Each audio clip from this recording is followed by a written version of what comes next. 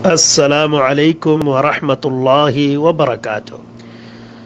Group जा अज़ीज़ दोस्त भाइरो छा हाल आहे? अल्लाह ताला खां दुआ आहे त अल्लाह ताला असांखे तव्हांखे ऐं सॼी मुसलमान उम्मत खे दुनिया ऐं आख़िरत जूं कामयाबियूं अता फरमाए। मुंहिंजा अज़ीज़ दोस्त साथियो, हिन वक़्तु असांजे हिकिड़े पिरी प्यारे भाउ मुंहिंजे बलोची इस्लामी ग्रुप में हिकु अहिड़ी ख़ुशख़बरी ॿुधाई जंहिंखे ॿुधी मुंहिंजी दिलि बहार थी वई, ईमान ताज़ा थी वियो, अखियुनि मां लुड़क वही पिया। ऐं अल्लाह ताला जो शुक्र अदा कयां थो जंहिं मालिक ऐं ख़ालिक मूं जहिड़े गुनाहगार खे इहा तौफ़ीक़ ॾिनी आहे जो मां अल्लाह ताला जे तौहीद, वहदानियत ऐं मिठे महबूब मोहम्मद मुस्तफ़ा सल्लल्लाहु अलैहि वसल्लम जी सुन्नत जी दावत दुनिया जे कुंड कुड़छ तुणी पहुचाइण जी कोशिश कयां थो। मुंहिंजा अज़ीज़ दोस्तो, असांजे उन पहिरीं प्यारे भाउ ॿुधायो त कुझु अरसा अॻु में हुन मुंहिंजे बलोची इस्लामी ग्रुप में रिक्वेस्ट मोकिली त सही असांजे ॻोठ में हिकिड़ो शख़्स आहे जेको इंतिहाई घणो बीमार आहे ऐं बिल्कुलु डॉक्टरनि लाइलाज करे छॾियोसि, डॉक्टरनि जवाबु ॾेई छॾियो। हाणे उनखे घर वारा ज़र हुन क़बर ते, ज़र हुन क़बर ते, ज़र होॾे छेला क़ुर्बान कनि, ज़र होॾे कनि ऐं पंहिंजे घर खे वेठा तबाह पिया था कनि। बसि हाणे डॉक्टरनि खां जो जवाबु मिलियो त हाणे क़बरनि में उमेदूं आहिनि। इन्हनि जे लाइ कुझु नसीहत साईं मोकिलियो त अल्हम्दुलिल्लाह अल्लाह ताला बि मूंखे तौफ़ीक़ ॾिनी। मां उन्हनि सां दावत शुरू कई ऐं उन्हनि ॾे डेली जे हिसाब सां थोरो घणो नसीहतूं मोकिलींदो हुउसि ऐं दोस्त अॻिते शेयर उन्हनि ॾे कंदो हुयो ऐं उन्हनि खे कुझु नबी करीम सल्लल्लाहु अलैहि वसल्लम जूं दुआऊं जेके हुयूं मां उहे उन्हनि खे सेखारियूं। जीअं हिन वक़्तु ग्रुप में ई दुआऊं अल्हम्दुलिल्लाह सेखारियूं था ऐं रोज़ाने उन्हनि जी फ़ज़ीलतूं ॿुधायूं था ऐं दोस्तनि खे बार बार मिनतूं था कयूं त लिल्लाह लिल्लाह इन्हनि दुआउनि खे सिखो।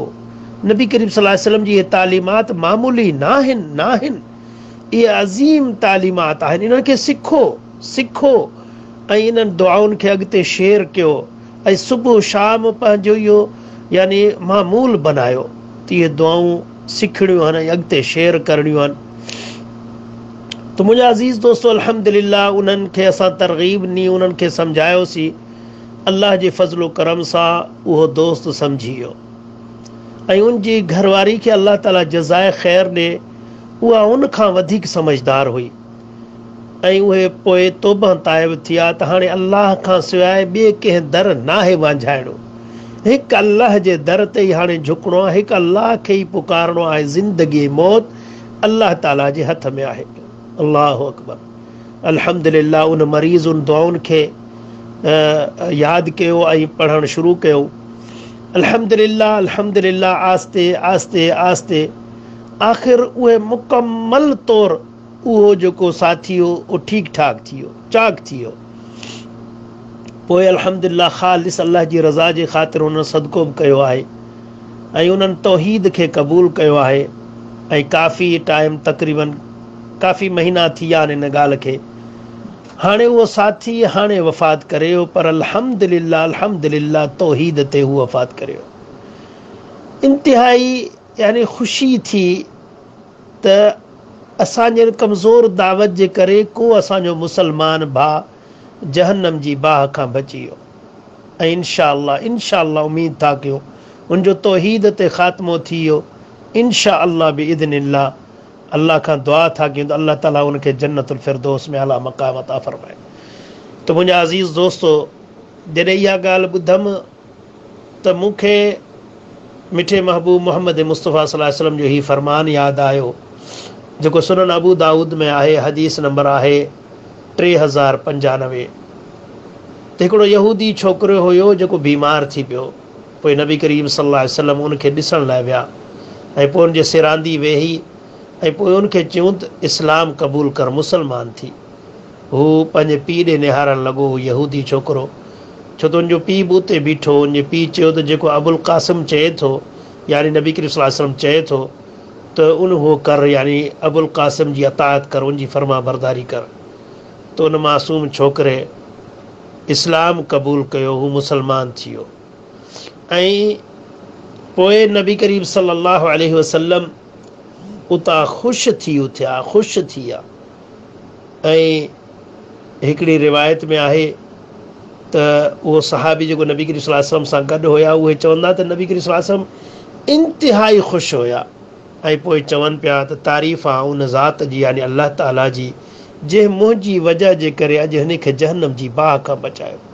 यानी नबी करीम सल्लल्लाहु अलैहि वसल्लम एॾा ख़ुशि थींदा हुआ जॾहिं कोई इस्लाम क़बूल कंदा हुयो ऐं तौहीद ते ईंदा हुआ।